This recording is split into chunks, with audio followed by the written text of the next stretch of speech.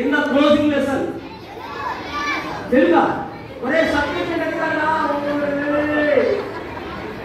సంగతి సమాచారం మెసేజ్ ఏం లేదా మిషనరీ ఓకే ఎవరు మిషనరీ ఎక్కడెవరు రా దాని పాస్ చేయి దాని పాస్ చేయి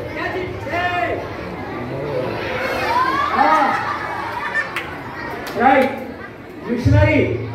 మిషనరీస్ గురించి మనము గత 2 రోజులుగా వింటున్నాం. ఈ రోజు కూడా ఒక మిషనరీ గురించి చెప్పబోతున్నాం. ఇప్పుడు before I start my lesson I want ask one more question. Are you ready to give answer? No, I am asking only the seniors. ఎవరు? Seniors. Question. What is meant by missionary? What is the meaning of missionary? Can anyone say? If you want to say, you stand and say for your identification. What is the meaning of missionary? అనేక సంవత్సరాలుగా మీరు BBS వచ్చి మీరు సీనియర్లు అయిపోయారు. ఇప్పుడు మీరు ఆ సీనియర్ని ఉపయోగించి అక్కడ ఎవరు బైబిల్ చూపిస్తున్నాడు, నిలబడు చెప్పు, కమ్ ఫార్వర్డ్, తప్పుకున్నాడు, పక్క వెళ్ళిపోయాడు. ఏంటి మిషనరీ అంటే ఏంటి అర్థం చెప్పండి. అక్కడ అంకులు ఆంటీస్ ఉన్నారు, ఎవరు అందించారు దయచేసి చెప్పు అక్కడ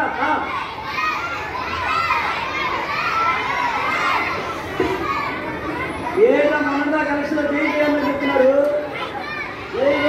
కూర్చోండి.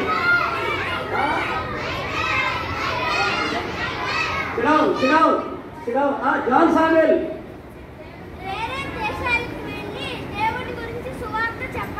మళ్ళీ వన్స్ అగైన్ లౌడ్లీ నువ్వు చెప్పు. 2 ఇంచుమించు కరెక్టే. సరే ఇద్దరికి చెరువు తీసుకోండి. చెరువు చాక్లెట్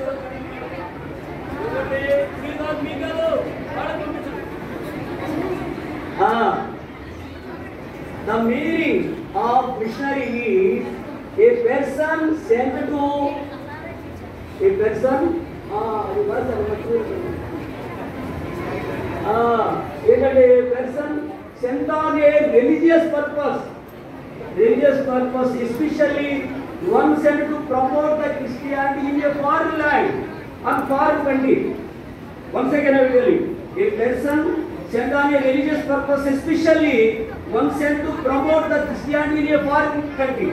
అంటే ఇప్పుడు జాన్ సామెల్ వాళ్ళు ఏంటంటే ఇతర దేశాలకు వెళ్ళి తెలియని వారికి యేసుక్రీస్తు ప్రభువుని పరిచయం చేయటమే మిషనరీ అని అంటారు. అలాగూ ఈ సంవత్సరం 2024 ఆ సంవత్సరం బీబీఎస్లో గత 2 రోజులుగా మనం మిషనరీస్ గురించి వింటున్నాం. ఈరోజు అలాంటి మిషనరీని మీకు ఒక వ్యక్తిని పరిచయం చేస్తాను. ఆయన పేరు నా పేరే. ఆయన పేరు అంటే నేనే మిషనరీ అనుకున్నారా? ఆయన లాంటి పేరు నాకు ఉంది. ఆయన పేరు జాన్ విలియమ్స్. ఆయన పేరేంటి? నా పేరేంటి? ఒరే నా పేరు జాన్ విలియమ్స్ కాదురా, విలియం కేరీ. విలియం కేరీ కూడా గొప్ప మిషనరీ. ఏ దేశంలో పనిచేశాడో చెప్పండి. కొరియానా? ఇండియా మన దేశంలో చేశాడు. 39 భాషలలో బైబిల్ని తర్జుమా చేశాడు. అలాంటి గొప్ప భక్తుడి పేరు నాకు పెట్టారు. అందుకే కాలు ఎగరేస్తున్నా. ఏం చేస్తాను? కాలు ఎగరేస్తున్నా.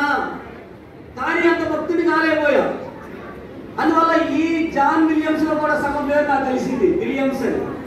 So John Williams, say after మీ.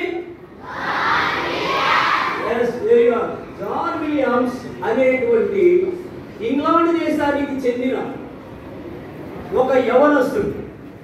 ఇతను ఇతను క్రైస్తవ కుటుంబంలో పుట్టాడు. ఈ Born and brought up in a religious Christian family.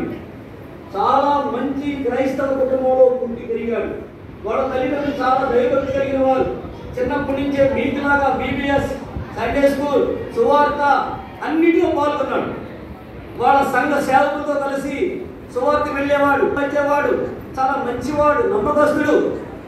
ఇలా మరి చదువుకుంటూ దేవుని విషయాలలో కూడా ఉంటూ పెరుగుతూ ఉన్నటువంటి జాన్ విలియమ్స్ ఆయన స్టడీస్ కంప్లీట్ అయిన తర్వాత when he was completed his higher studies or his degree, he is seeking for the job.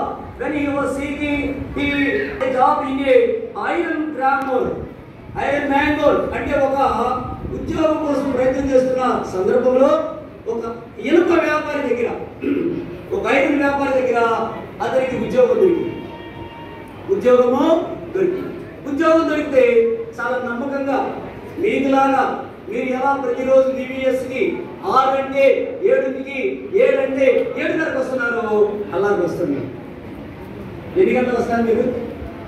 7 అంటే 7:30కి వస్తున్నారు. 7:30కి వచ్చిన వాళ్ళు కూడా చేతులు ఎత్తండి. Raise your hands those who came late, half an hour late. 7 అంటే 7:30కి వచ్చారు. This good down, thank you. కాబట్టి మీరు 7 అంటే షార్ప్ 7కి ఉండాలి. అలాగే జాన్ విలియమ్స్ ఎప్పుడు కూడా అన్ని విషయాలలో ముందే ఉండేవాడు. తన ఉద్యోగంలో కూడా చాలా జాగ్రత్తగా, బాధ్యతగా, నమ్మకంగా తన యజమానికి లాభం వచ్చేటట్టుగా పనిచేశాడు. అతని మంచితనాన్ని, అతని యొక్క యథార్థతను చూసి వాడు యజమాని చాలా ప్రేమించాడు. అతని మంచితనం గురించి తన ఇంట్లో తన భార్య బిడ్డలకు చెప్తూ వచ్చాడు. అలాంటి చెప్తున్న సందర్భంలో ఆయన భార్య, ఆయన పేరు టోన్కిన్. చెప్పడం పేరేంటి? టోన్కిన్. ఆ యజమాని భార్య ఈమె. ఆ చివరి కనపడలేదు. మీరు చూడండి.